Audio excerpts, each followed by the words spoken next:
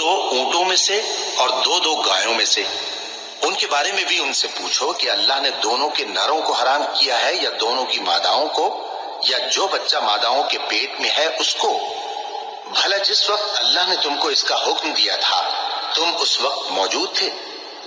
اب اس شخص سے زیادہ کون ظالم ہے جو اللہ پر جھوٹ باندھے تاکہ بے جانے بوجھے لوگوں کو گمراہ کرے؟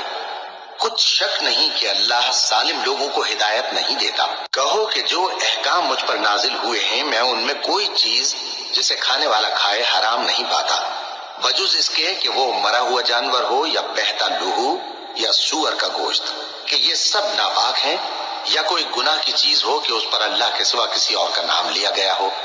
اور اگر کوئی مجبور ہو جائے لیکن نہ تو نافرمانی کرے اور نہ حد سے باہر نکل جائے تو تمہارا پروردگار بخشنے والا ہے، مہربان ہے۔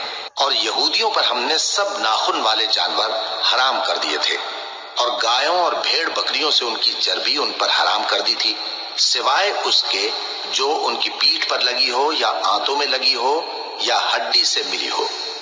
یہ سزا ہم نے ان کو ان کی شرارت کے سبب دی تھی، اور ہم یقیناً سچ کہنے والے ہیں۔